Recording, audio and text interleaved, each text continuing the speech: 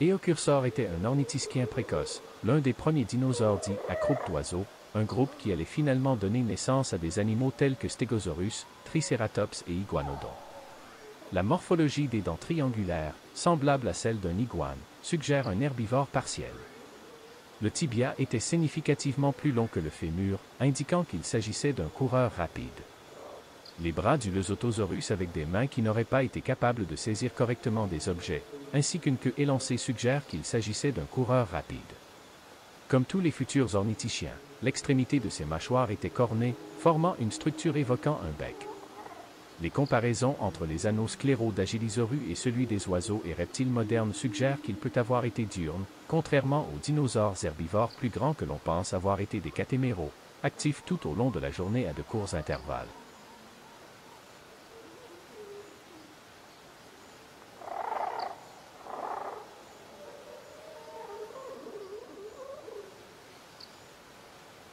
Fruitadent était probablement bipède et bon coureur, et il aurait été omnivore. Il représente l'un des hétérodontosauridés les plus récents et c'est le plus petit dinosaure ornithischien connu.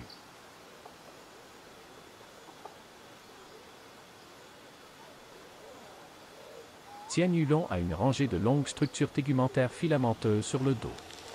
La similitude de ces structures avec celles trouvées sur certains théropodes suggère leur homologie avec les plumes et soulève la possibilité que les premiers dinosaures et leurs ancêtres aient été recouverts de structures filamenteuses dermiques homologues qui peuvent être considérées comme des plumes primitives. Le remplacement des dents de l'Heterodontosaurus était sporadique et non continu, contrairement à ses parents. Il avait 3 types de dents, des dents en forme d'incisive suivies de défenses en forme de canine. Un espace séparait les défenses des dents de joue en forme de ciseaux.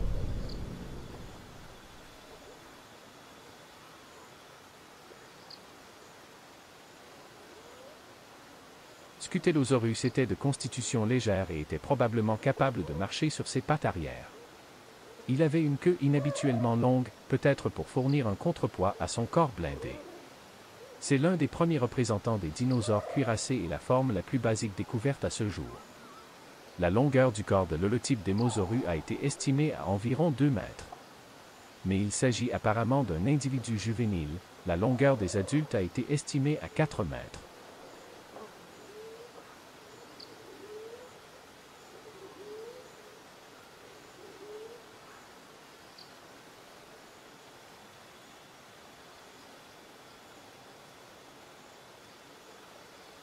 La caractéristique la plus évidente du Célidosaurus est son armure, constituée d'écailles osseuses incrustées dans la peau.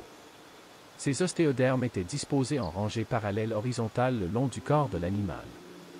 Comme les stégosaures, il avait une tête étroite, ce qui pourrait indiquer un régime sélectif composé de fourrage de bonne qualité. Il portait également des dents primitives et des mâchoires simples. Son régime alimentaire aurait consisté en fougères ou en conifères, car les graminées n'ont évolué que bien plus tard au Crétacé.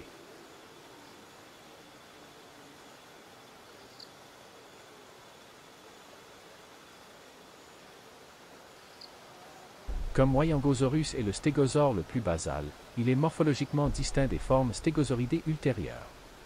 Son crâne était plus large et avait des dents prémaxillaires à l'avant de la bouche. Tous les stégosaures ultérieurs ont perdu ces dents.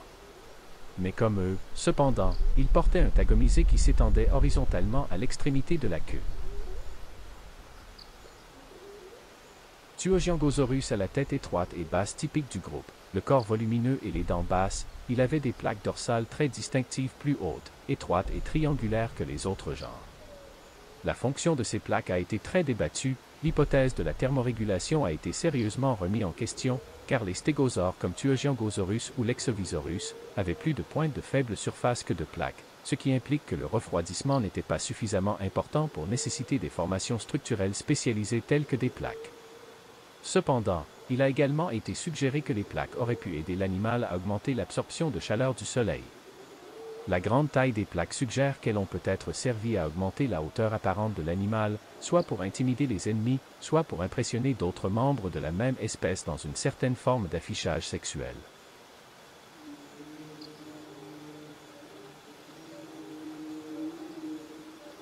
Gigantspinosaurus a une apparence distinctive avec ses énormes épines aux épaules, 2 fois la longueur des omoplates sur lesquelles elles reposaient via de grandes bases plates. On pense que ces épines ont fourni aux dinosaures une défense supplémentaire contre les grands dinosaures théropodes comme Ceraptor, mais la taille exagérée peut également avoir servi de fonction d'affichage lors de parades nuptiales ou de combats territoriaux intraspécifiques. Une théorie sur le régime alimentaire du Cantrosaurus soutient qu'il s'alimentait en direction du sol, mangeant du feuillage et des fruits à faible croissance de diverses plantes non florifères.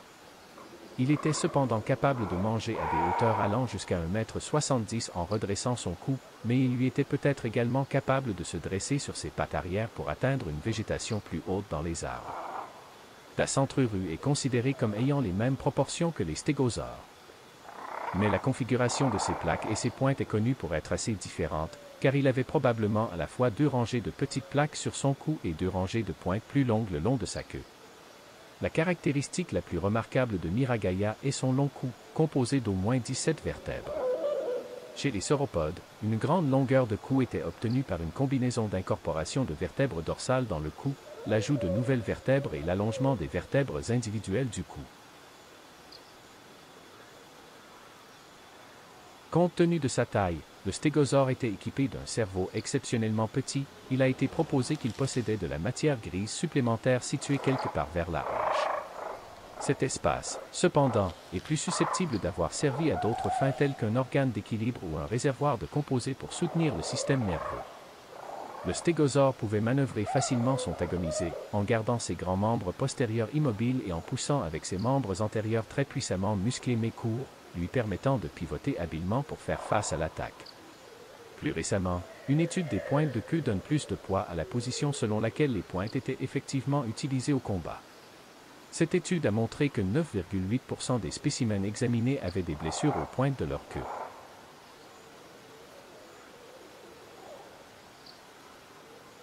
Seuls quelques ossements épars de Wherosaurus ont été retrouvés, ce qui rend difficile une restauration complète. On a d'abord pensé que ces plaques dorsales étaient beaucoup plus rondes ou plus plates que les autres stégosauridés, mais il a été établi qu'il s'agissait d'une illusion causée par une cassure. Leur forme réelle est inconnue. Les plaques d'Hesperosaurus se distinguent de celles de Stégosaure pour être plus larges que hautes. Il a également un tagonisé à 4 pointes à l'extrémité de sa queue, mais les pointes semblent mieux s'adapter lorsqu'elles sont légèrement inclinées vers l'arrière afin qu'elles pointent loin du corps. Les prédateurs possibles d'Hesperosaurus pourraient inclure des dinosaures théropodes tels que Ceratosaurus.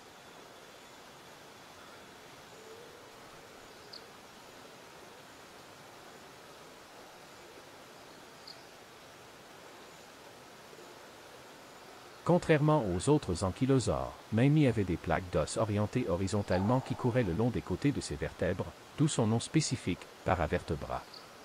Il avait de longs membres, peut-être utilisés pour rechercher rapidement un abri sous les broussailles lorsqu'il était menacé par de grands prédateurs qui auraient pu renverser le petit animal sur le dos.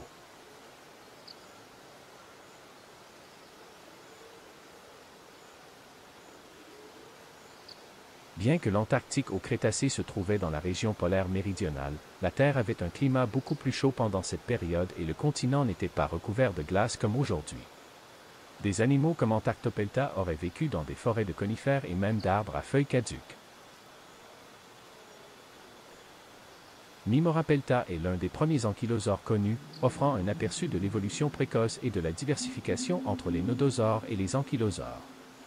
Contrairement aux ankylosauridés, les nodosauridés n'avaient pas de massue à l'extrémité de la queue, celle-ci était en revanche plus pointue et flexible. Ileosaurus a été l'un des premiers dinosaures à être découvert en 1832 et aurait pu être un nodosauridé basal, mais une grande partie de son anatomie reste inconnue. Malgré cela, il est souvent présenté comme un nodosaure assez typique, avec des rangées de plaques d'armure sur le dos et une queue combinée à une tête relativement longue. Gargualeosaurus est un dinosaure polacantiné et avait un arrangement d'armure osseuse et de pointes sur son dos et ses côtés. Il avait également une grande plaque osseuse qui couvrait ses hanches par le haut.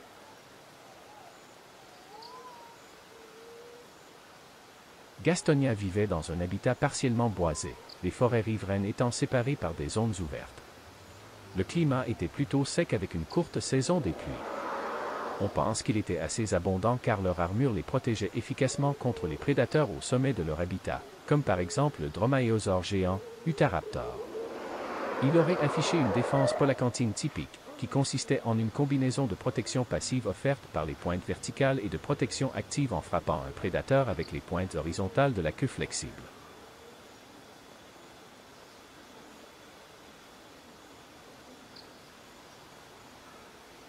Les pointes auraient également rendu Polacantu difficile à approcher sans qu'un carnivore n'empale son museau, et le bouclier empêchait une morsure du sacrum qui aurait pu le paralyser. Si la queue était aussi une arme défensive, l'armure aurait aidé à empêcher un prédateur de désactiver sa défense.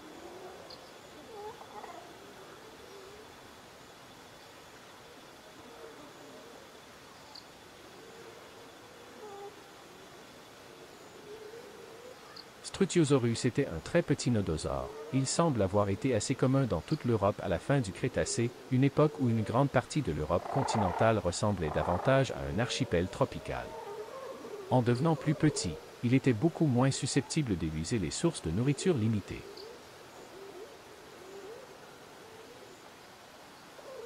Zhejiangosaurus n'est pas complètement connu, et il ne semble pas non plus montrer de caractéristiques particulières au-delà d'être un nodosauridé.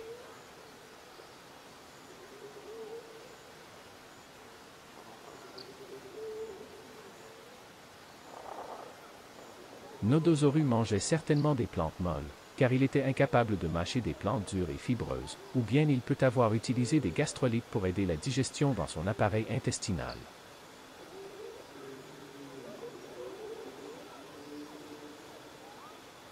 Pauposaurus était primitif en ce qui concerne ses capacités sensorielles par rapport aux ankylosaures ultérieurs. Son odorat, bien que moins avancé que celui des ankylosaures plus tardifs, était encore plus puissant et aigu que la plupart des théropodes contemporains grâce à ses grandes cavités nasales.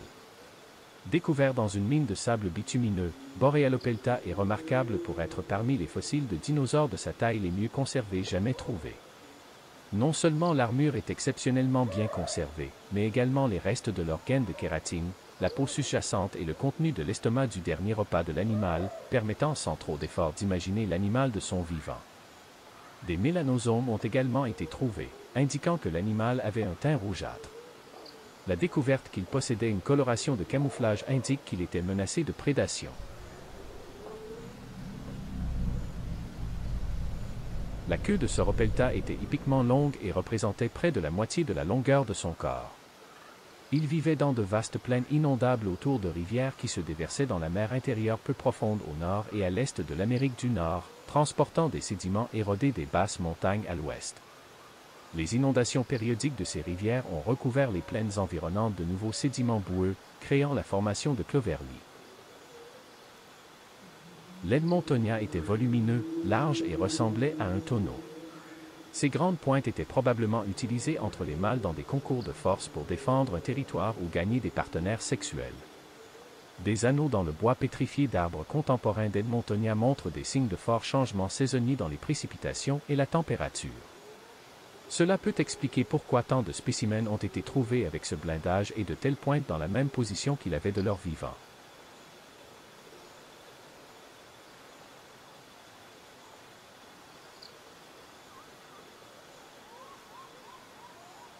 Les ankylosauridés comme Chamosaurus sont exclusivement connus de l'hémisphère nord.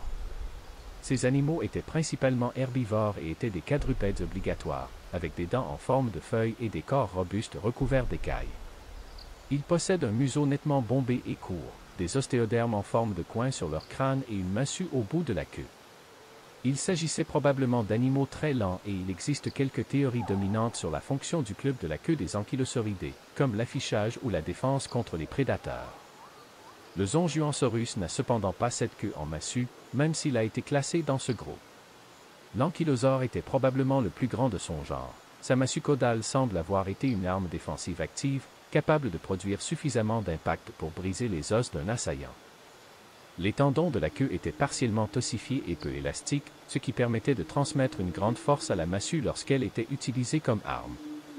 Ankylosaure se nourrissait très probablement de fougères abondantes et d'arbustes à faible croissance. En supposant qu'il soit endothermique, il aurait mangé 60 kg de fougères par jour, ce qui est similaire à la quantité de végétation sèche qu'un grand éléphant consomme.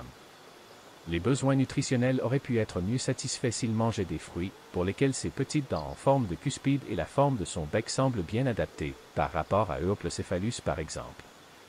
Certains invertébrés, dont les petites dents peuvent avoir été adaptées à la mastication, pourraient également avoir fourni une nutrition supplémentaire.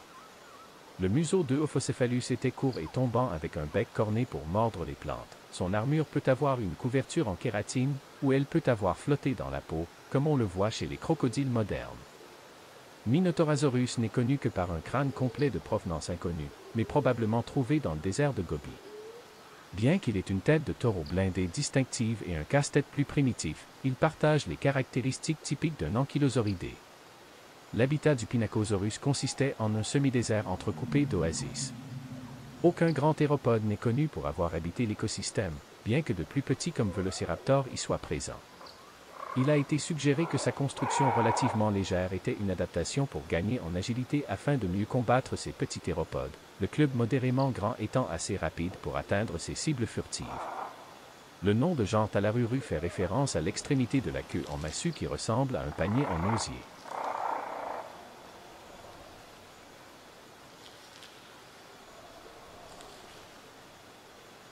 Séchania vivait dans un habitat désertique, avec des dunes de sable entrecoupées d'oasis. Il était plus robuste que les autres membres des ankylosauridés.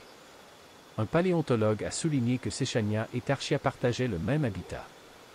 Il est supposé que cette abondance relative d'ankylosauriens avait été causée par le fait qu'ils étaient les principaux herbivores de la région, suffisamment de végétation étant ainsi disponible pour nourrir deux populations différentes, bien que leur niche relative ne soit pas claire. Les différences d'ornementation de la tête auraient alors servi à la reconnaissance de l'espèce. Il n'y a aucun signe de dimorphisme sexuel. Tarchia aurait été la proie de Tarbosaurus.